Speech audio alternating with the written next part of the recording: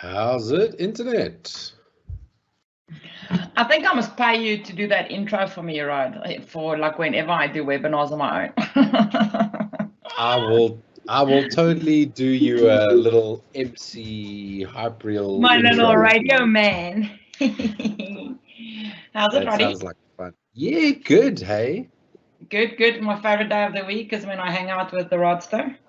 Absolutely. Likewise. Getting to Absolutely. hang out with you and all Do the cool lovely things. people. Yeah, do cool things indeed. Do Getting cool- into the power platform. Gee whiz, what a journey it's been so far. And, Yeah, we've done quite a lot. Yeah, I'm planning this crazy road trip for about 3 weeks, and then after I come back from that, I want to take some time and rework through the series. You know, just take my time on it because I've been hectic busy, hey. So I'm quite keen to do that when I'm back. Yeah, there's a lot of stuff that we've done. Yeah, and continue to do. You fried my brain last time. Well, we'll take it a little slower this time round. Anyway, let's get cracking, Rodster. What you going to do with that? Let's get going. I am going to display my lack of proper preparation by having random tabs open. Then we're going to get into our incident management system again, where we're going to continue with the editing of our edit form. Exciting. Right, we've created a form to submit our stuff to SharePoint, so we're going to do that. Maybe before we do that, a very quick rundown of what we've done so far. That'll be cool. If anybody's new, we started an incident management app, right? We decided that was a good place. Everybody sort of knows how that works and what's expected of that. And we are now building that from scratch. Our first couple episodes, we built it off the Create from SharePoint template, which is very cool, but doesn't give us a lot of customization. I mean, you can, but it makes it more difficult. So then we restarted it from scratch. We had an entirely blank page to cover with awesome things, and that's what we've done so far. We've got our. So just to add, Roster, so I'm the Create from SharePoint citizen developer, remember? So that's why all of this is very new for me and quite brain frying material. But something that I'm like really liking, apart from all the like, really cool little things you've done, the little pop-up windows, the icons, all of those cool things, is that if you do create it from SharePoint, it by default does it in a mobile view. So am I right to say that? It does, yes. So this is also nice for when you want desktop apps, you know, when you want to display it something big on a SharePoint page or something, and when you have more information. So I definitely like that about it. Yeah, and you can have those, you can change those to be landscape, right? Tablet mode, but it doesn't change anything of how the app's put together. So everything's kind of just stretched, and you lose a lot of screen real estate doing that. So if you do want a landscape app, it really is best to do it from scratch. And me being my my control freak self, I want to tell the system what to do. I got it. But you're doing a good job, by the way. Oh, thank you. So we have our gallery here that's showing all our incident managements. We've put in some search and some filters. We've done some work to make it more useful in putting in icons to show us what types they are. And we've got some pop-ups for help and information that we've all put together. And last time we started on a new incident form. So if we click on new, brings us through into our form, and we can fill out all our various things and submit them through to the to the list. This form is fine as it is. We are hopefully tonight going to get into making it also an edit form, so we can edit things in it as well. But first, I just want to do a little bit of cleanup on here because this doesn't look particularly good. Things are too long. We're losing a lot of screen real estate. These drop downs we have here do not need to be this wide, right? We could probably get a couple of them next to each other. So that is what the first thing we're going to do. My OCD bothered me the last 2 weeks. Yay! Okay, so how do we do that? Well, we've got to go to our screen and our form. You will see I have given it a name. I'm just calling it Form New Edit. As I've said before, naming all your controls is really, really handy, really good. We should also rename all the data card values to make them easier to reference. But because this is not production and I'm going to be the only one working on it, I'm only making issues for myself, so I'm being lazy. So what I would like to do, I don't mind the description and the title being quite long. I don't think I want them quite that long. We probably want it somewhere around 800. That looks pretty good. So I'm just going to move down, and in the properties here, we can see our width size here. We also could change it in our grouping up here. I'm going to change that to 800 too. That's definitely a suggestion I would make from my side, because traditionally I would just want to drag things, but believe me, even when the human eye thinks something's straight, it's not. So to rather change the properties and set it to all be exactly the same width is a much better approach. Absolutely. Like using those sizes is best practice. You should do the same thing for your X and Y coordinates. Often I will just click and drag stuff around. I won't lie. It's not great, but I do. Look, I prefer not dragging my X anyway, but... But why? I don't know why. Yeah, you shouldn't start on the puns. Oh, that was funny. Okay, so now we've got our incident type and our severity. I would like to probably have those next to each other. Right, so I'm going to make those, so these were 500 across, 800 across rather, so let's make these ones 400. So I'll make that one 400 across, and I'll do the same for severity, do it 400 across. And now when you're dealing with forms, this gets a little wonky, but you can take this whole data card, and if you hover over the bit where it says card, you get a movement icon. And if you hold down your button and drag it, you can see there, I hope, that you get a little highlighted section next to the incident type. And if you then release it, it will put it next to that one.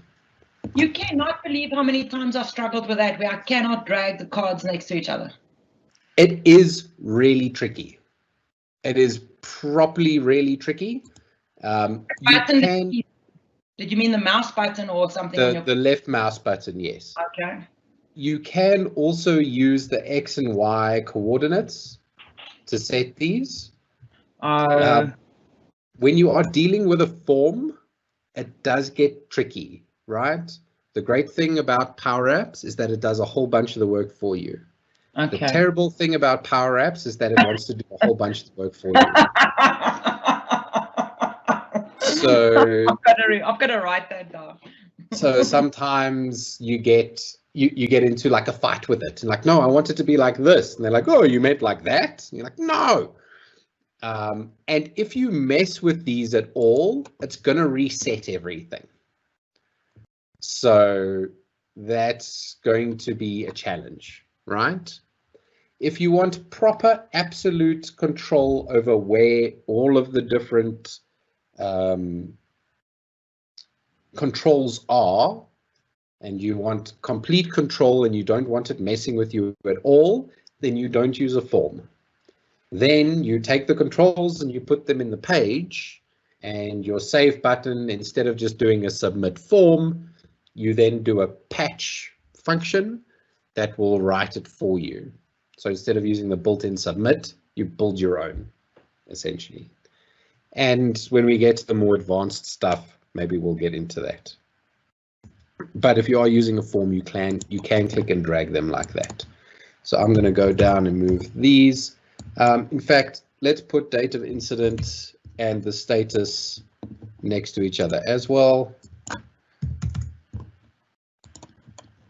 So again, I'll just hold that down and drag it across. And then we've got that. And our attachments, I will make 800 as well. And there we go. And then that looks quite a lot neater. And we've got our, our drop downs next to each other. When you are doing drop downs like this, especially if you're looking up to an external data source,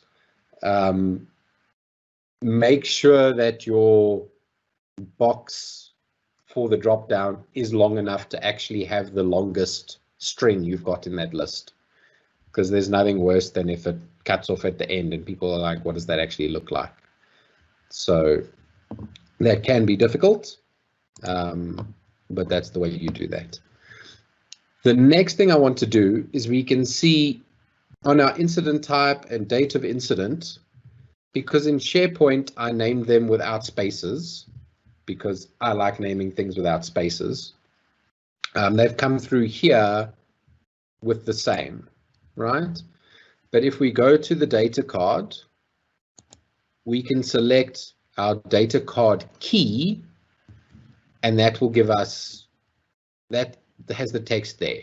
So it defaults to the display name of the parent, right, which is our column in SharePoint, but we can just change that. So we can change that to, and put in a space. And we can do it like that. Alternatively, on date of incident here, if I go to the data card itself here, and I go to that, we can see we have the display name attribute. And if I just change it there, sorry, I need to unlock it because we're in a form. I can then go in and edit this and put in the spaces, and because that label is looking up to its parent, in this case the data card, it will add that in there. So that's how you can change your naming for these. So whatever you name the SharePoint list doesn't matter for what is displaying on the form for you, which is quite nice, because a good naming convention is really good. You might want to actually preface every column with what the data type is or something like that. You don't want that pulling through to the form, but we can do it like that. Making sense? Absolutely. It sounds very info party. It is rather. So now we've got our nice new form here, and I think that's pretty much good for us for our new form. We could go to each of these controls and change the color schemes and all of that. We're not going to get into that. But just having a new form is not super helpful. We also need to be able to edit this form. So in order to do that, first thing we need is an edit button.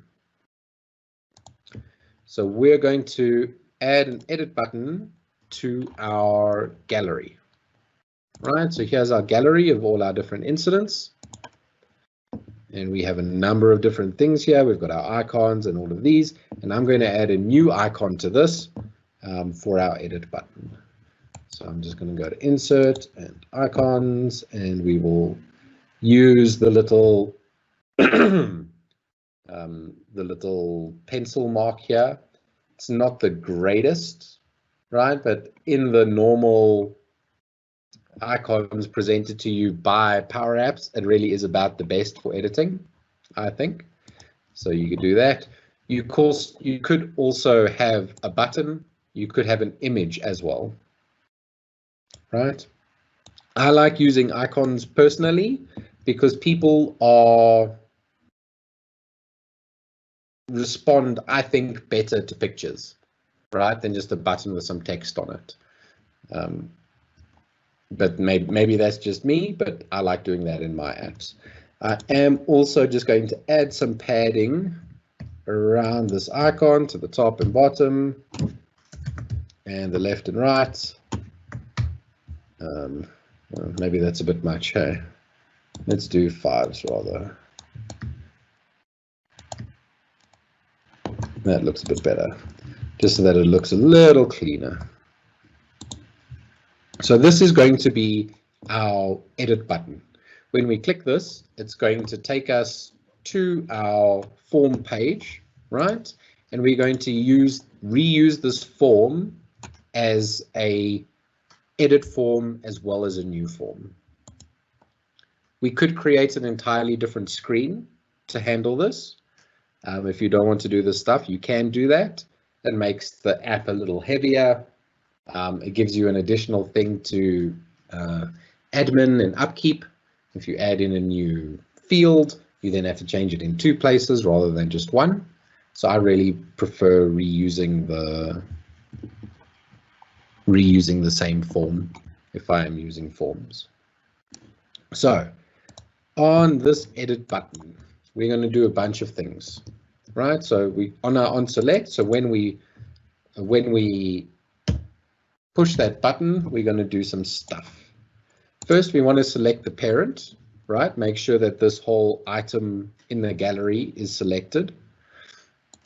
Then what I'm going to want to do is I'm going to want to tell that form we have that it's going to be an edit form.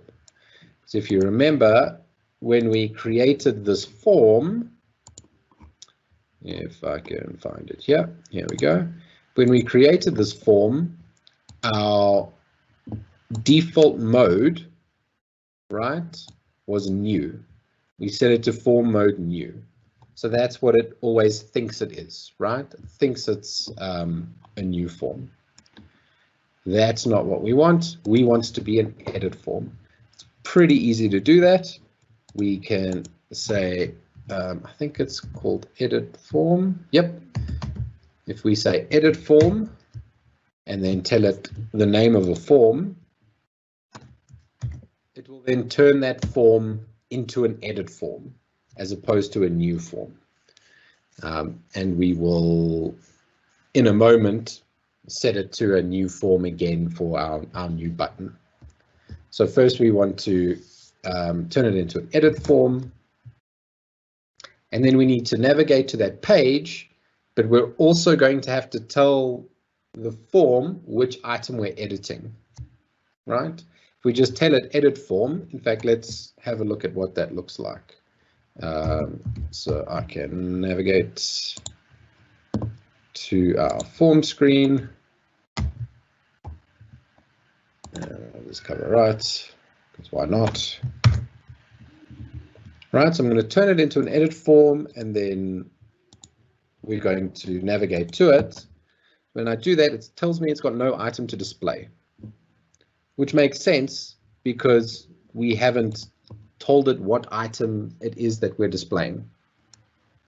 If we look at it in our canvas mode, we can still see all the controls, but in real time, it will just show up as blank.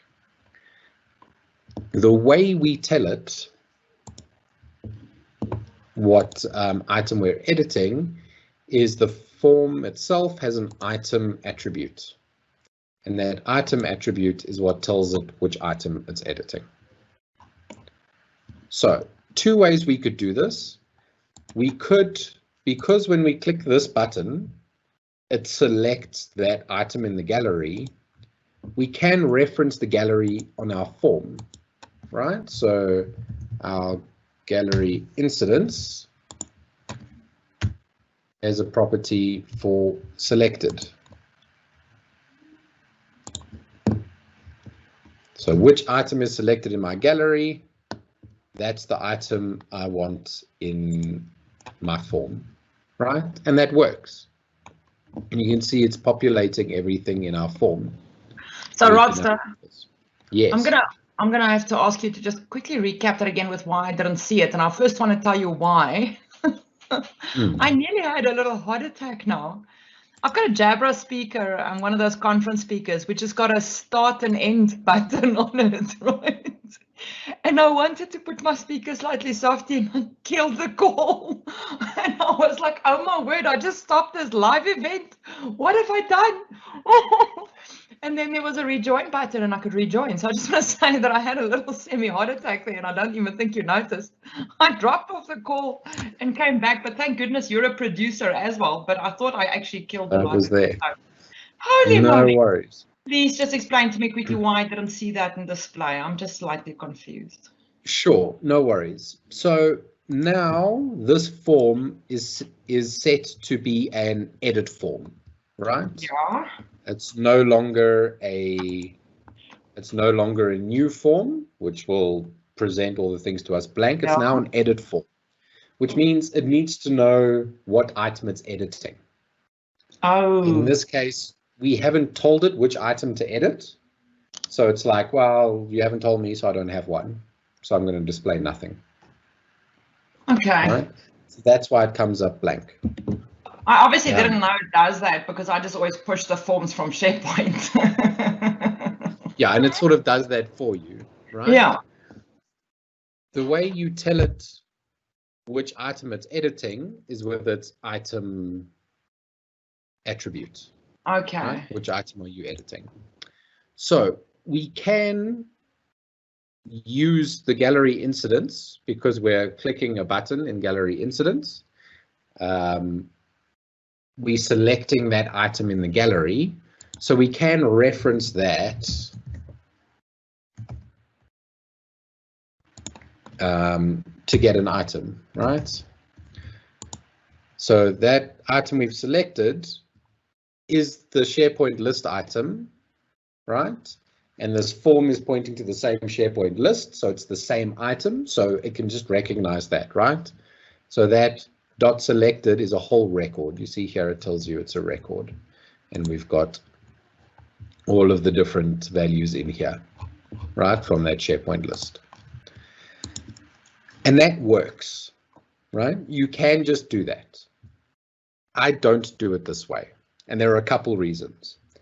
The first one is a lot of the time in apps, you might want to reuse forms from different places in the app, if that makes sense.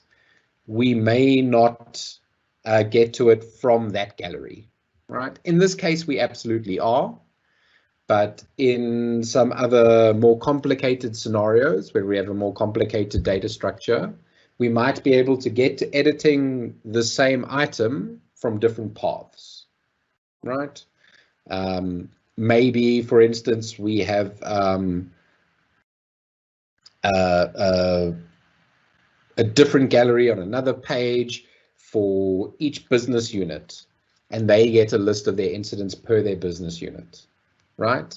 That's not our homepage gallery, and when they click that edit button and come here, if we're looking up to that one specific gallery, we can't send an edit here from anywhere else. I hope that makes sense in the abstract without actually seeing. I'm chewing on it. I'm chewing on it. It'll get there.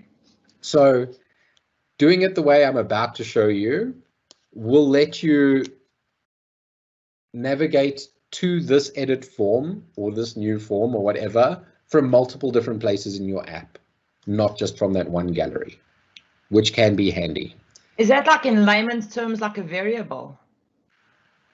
Yeah, No. yeah. We will be using a variable, right? Okay. This way is hard coded, right? Yeah, we have got it. hard linked this edit form to that gallery. Okay. Right. Cool. So that is the only direction it can go. Cool. We're going to use a variable instead for that reason, and because sometimes the gallery selected doesn't work. Okay. It mostly works.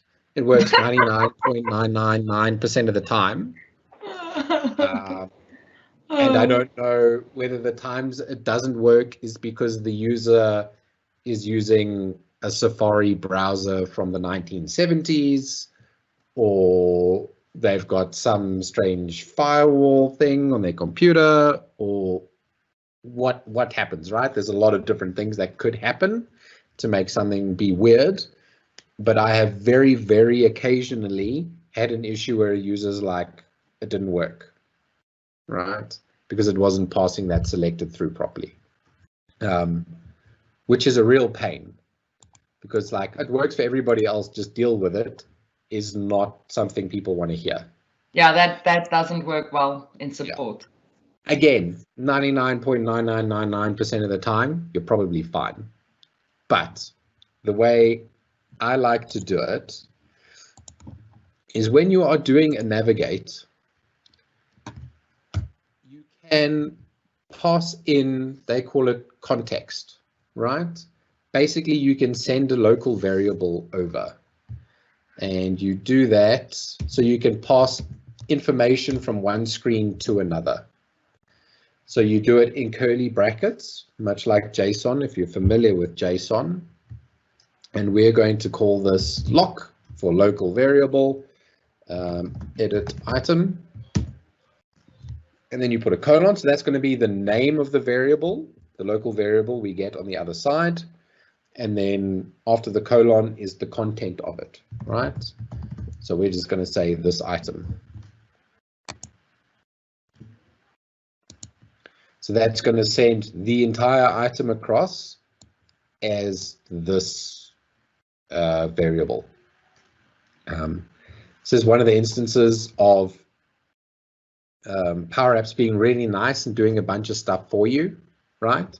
You can just say this item, and it knows that it's a record, and so it knows that this variable must be a record, right? I don't need to have created the variable on the other screen already. I don't need to make sure the types match or anything like that. You can just pass it, and it does all the work for you. It figures out what type it's supposed to be and where it's going and how it's dealing with it. So that's how we're going to do that, right? So we're going to pass that through. And when we now click here and it goes across on our form, instead of using gull incidents.selected, I'm going to use our lock edit item, and it has the same effect, right? Which is pretty cool. So I now know, so we can now pass it. I just want to add, okay, so for all the citizen developers out there like me, I just want to say that, gee whiz, thank you, Microsoft, for making this so easy for people like us who are not developers, because man, you don't realize how much goes into the background of just pressing a button and saying, build a Power App. I mean, it's crazy. Yeah, no, it is, right? And you can go really far down that rabbit hole, right?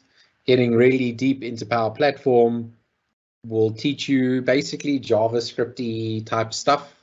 All the functions and things we're using are largely in a JavaScript type format. So moving on to that afterwards is helpful. But I like the fact that this does all the work for you, right? It makes our lives easier. We do now have a problem here, right? So this is fine. We can change, we're in bottomless pits. We're going to change the incident type from safety to environmental, right? Bottomless pits are not great. And you can see our status here has already changed to a drop down. So we're going to call it in progress. The reason the state is changed to in progress for us is our display mode there. If you remember from last time, we told it that if you're a new form, then the display mode must be view. Otherwise, you must be edit, right? Our form's no longer in new mode, right? We're not a new form, so this is already editable for us, which is really handy.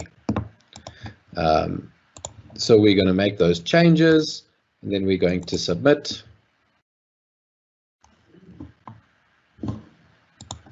And what we should do is on the submit button, where's our submit button, please? There we go. All we're doing is submitting the form. We really should navigate ourselves back to the home page, right? Or at very least have a pop-up that tells us we're successful. You should always have some feedback to the user when they push a button. What I did there was terrible, right? We put in a button, that submits it, and then we're stuck there. Like, did that work? Did that not work? What happened? So that's terrible. Instead of doing a back, if we don't want to do that, we can, and if we don't want to do an entire pop-up, there is quite a nice function called notify. And we put in the text. So well, I've got to actually make it text. Right. And then we give it a notification type. We're going to say it's a notification type success. And then we can give it a timeout. So how many milliseconds should it display before it's automatically dismissed? I don't think we need to put that in, and it'll just give us a default. And then what happens is if I play this and I hit submit, we get the banner across the top that says save successful. Now they need to close out of it. Or I could put that on a timer. It does do it automatically. You can also use that for error messages and that sort of stuff. So if you have seen error messages before in Power Apps where it pops up that bar across the whole top of the browser, you can call that as well with the notify function. I just want to see, I haven't actually tried this, but what happens if you call a notify and then go back? I wonder if the notification stays visible. We can all find out together. I'm so excited. So if I hit submit, it does indeed. So that's quite handy. You can pop that up and still navigate them back.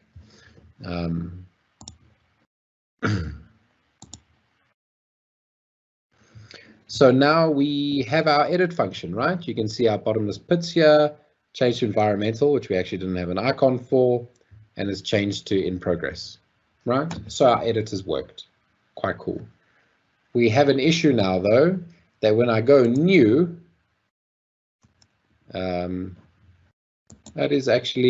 has actually blanked it out for us already, and the default is new.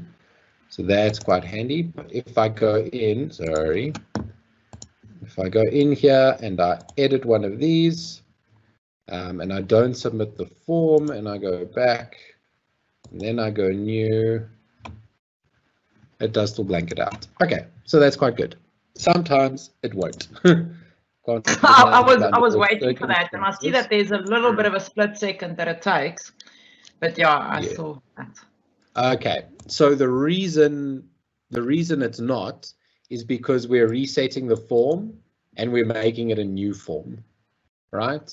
So we're already doing that. But if we edit these out, right? So I'm just putting in comments there to take that, to stop it doing that. In the case that we're not doing that, right? I go in and I'm editing stuff. I don't save it. I go back. If I then go and click new, it's going to keep that information, right? Got it. It's actually still going to be an edit form.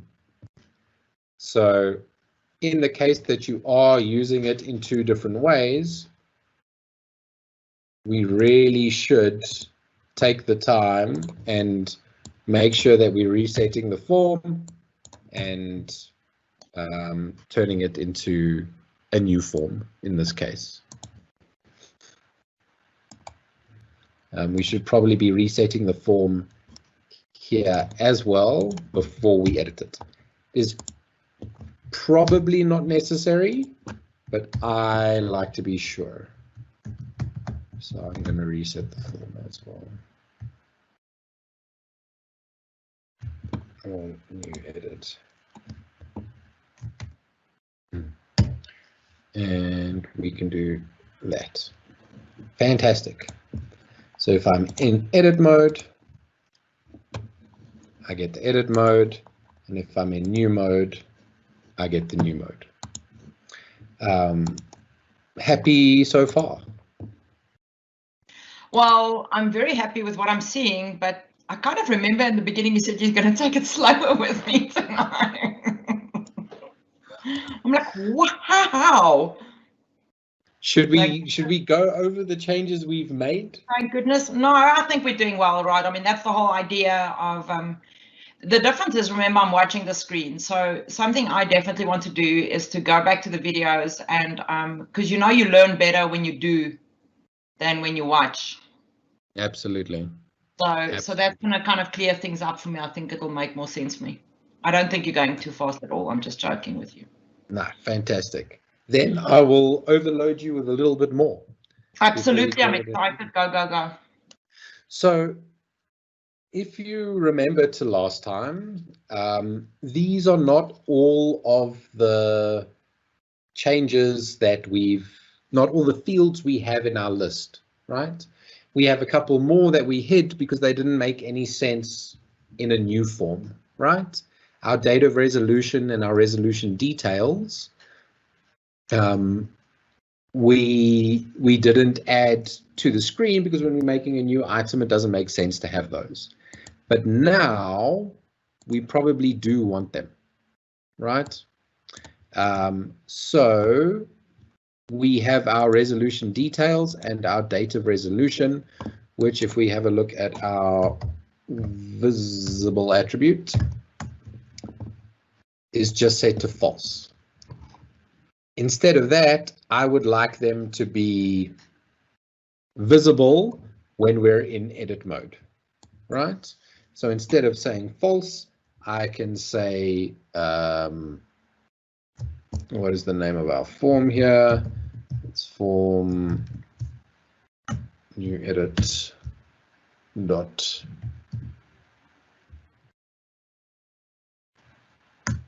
mode.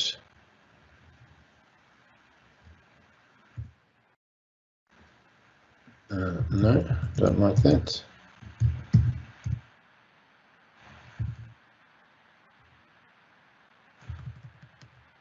What is the name of that? Yeah, default mode. Right. What do we use here? Yeah, it is dot mode. I thought so. So why are you complaining? Mode equals for mode dot. Right. We could wrap this in an if statement. Right. If the for mode is edit, then true, else false. But because that's a Boolean expression, as we call it, right? This function resolves to either true or false. So Power Apps will do that work for us, and we'll just treat it as true or false. So now we've got our date of resolution in there. I also want our resolution details in there. So I'm going to do the same thing. So that means it's not showing on a new form, but then once you have, let's say, investigator or someone else, it goes back to add bits, then it's on the edit form. Is that what we're kind of saying? Exactly, yeah. It'll only display if it's in edit mode, not if it's in new mode.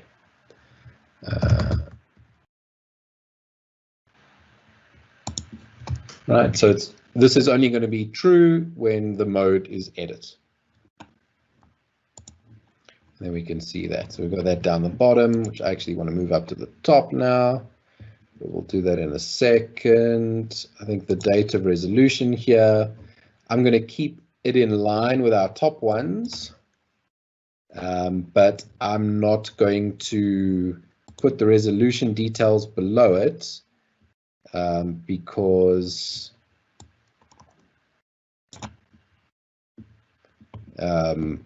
that's multiple lines of text like the description.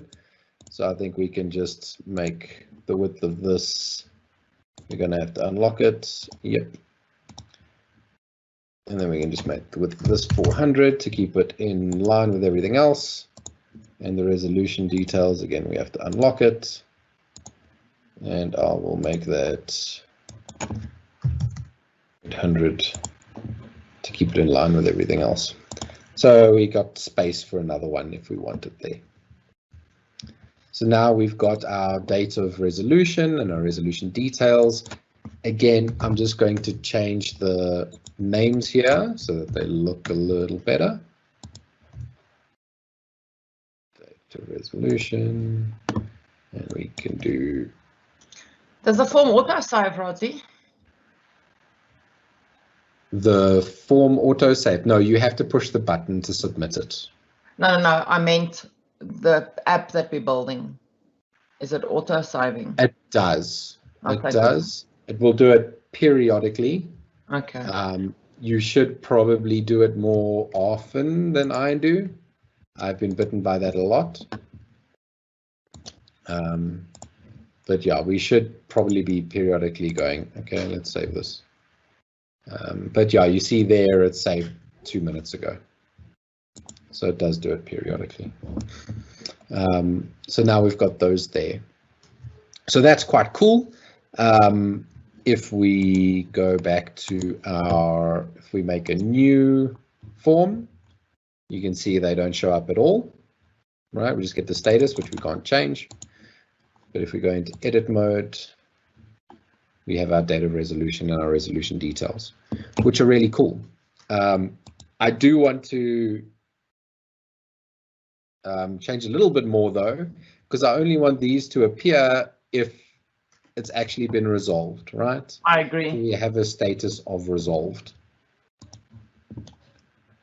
So to do that, we can put in a little formula on the display mode of this. It's just getting it from the form at the moment. We don't want that. We want to do our own one. So we can say we are going to need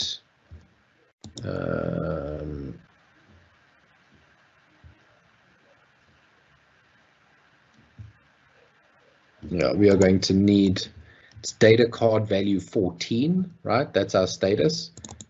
Should really be renamed, right? Status. Right, and this is why requested rename failed unexpectedly. Well, looks like you worked. Like most things in life, failed unexpectedly. Looks like you worked fine, so we'll try that. And this is why you should rename these, right? Because this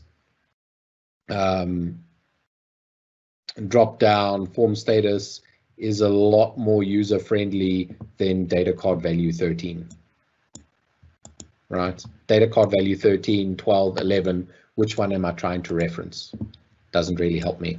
Yeah, you're being bitten by your own rules there, Rasta. Yeah, absolutely. So instead of it just being, we want the whole one here. Instead of being that, we will say, okay, I want you to, so if drop down form status dot selected text dot value dot value, please. I'm clicking. Thank you. Is equal to resolved, right? So if it does equal resolved, then I want you to be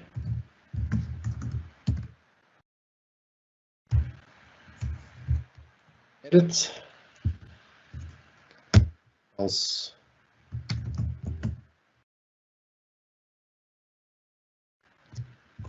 display mode here.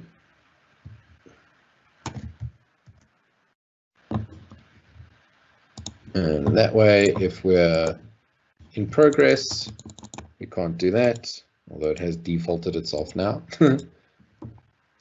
Ah, I did that on the wrong thing. That's why.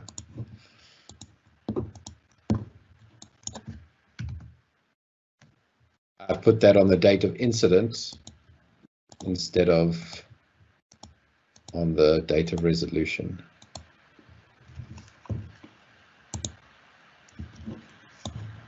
So actually, that should just be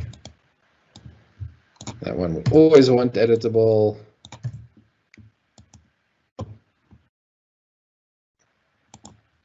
This is the one where I want it to be. That's better. So it's resolved or not, whatever the case is. Alternatively, instead of controlling the display mode of that, we could instead control the visibility, right? At the moment, we're basing it on the mode of the form, right? Some stuff you would want showing on a new form, not on an edit form. In this case, though, we only really want these to display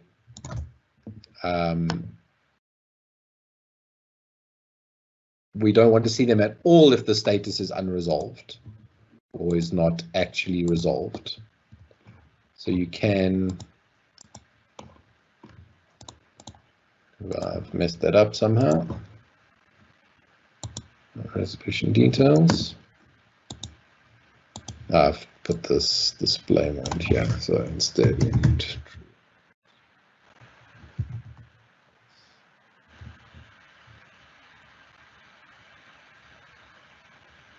there we go. So in that case, it'll pop up for us in the event that our status is in the correct area. So we got the two different ways of doing that. You can either just make it uneditable, or we can make it show and hide entirely. Either way, once we're resolved, we can pick our date.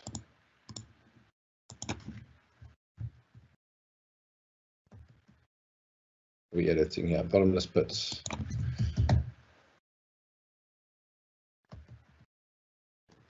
Cool.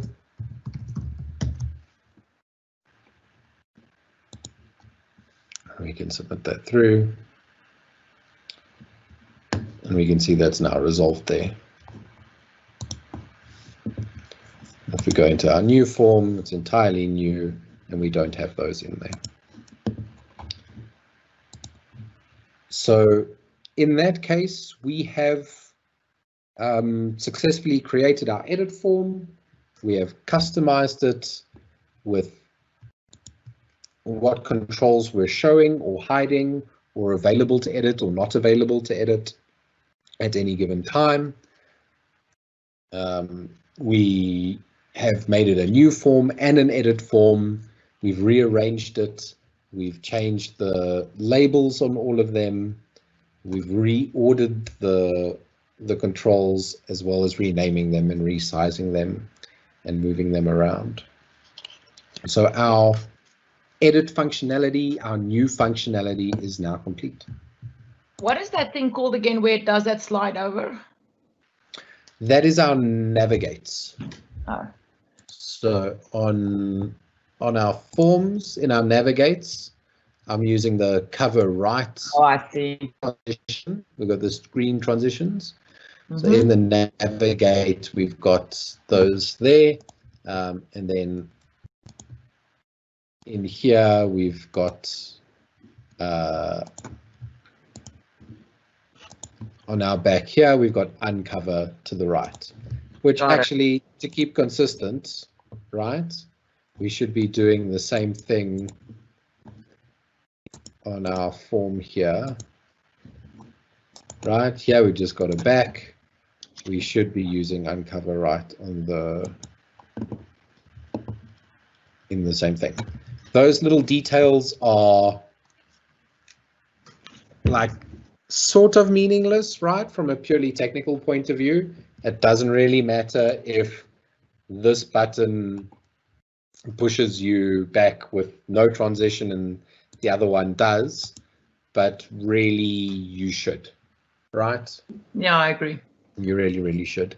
Another thing we could do very quickly while I'm just thinking of it, I believe it is possible. So if it is resolved, we could have it be required, right? All of the cards have a required tag. So we could say, instead of false, we could use our same thing we did to show and hide that, to say, okay, if it is resolved, then that is now required. It won't let you save without them. You can have that required status there. Got it. And in that way, well, we won't see it, but it's not required. It is required. Mm-hmm. Quite handy when you're building some forms and you've got some sort of branching logic in your in your form to say, oh, if you answer yes to this, then you have to give details of why.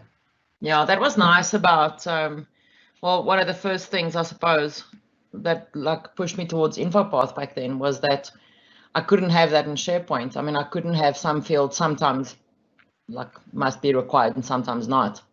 Yeah. And that was nice that we could do it with InfoPath, that when you get to different screens, those fields are then required. Yeah. So all the stuff we've talked about with these edit forms, right? The new form, edit form, that sort of stuff. All the customizations we did in here, especially stuff like this required one, showing and hiding. If you're customizing the SharePoint forms, right? Mm-hmm. Not like we did at the beginning where we said, let's make an app for the SharePoint app, but you can actually customize the right-hand side bar that comes up in a SharePoint list. Mm-hmm. If you are customizing that, then this is the sort of stuff that you'll be concentrating on, right? Yeah. Because like we used to do in InfoPath, it gives you that branching logic and the validation and all of that, yeah. And a lot of times that's important to people. I mean, I think people need to realize as well is that you don't have to build a Power App to bring that logic in. I mean, you could, because there's two sides to Power Apps. There's customizing the form and there's building apps, which is kind of two different things. And I don't think a lot of people realize that, is that you can do customizations without actually deploying it as an app. You can, yeah. That decision really comes down to your users, right? Yeah. Where are your users working? How would they like to work? And also what is the task? If it is purely a capture task, then it might as well be on the SharePoint list. If your data is on the SharePoint list and it's okay for everybody to see everything and all of that. Mm. But also these days, I mean, I had the discussion today with a client, is that for me, adoption is about bringing the stuff to the users where they are. You know, people don't navigate to various different sites anymore to do things. You know, I want to be able to add Power Apps on tabs, on Teams where they're working or things like that, you know, so that's the advantage of it. Yeah, absolutely.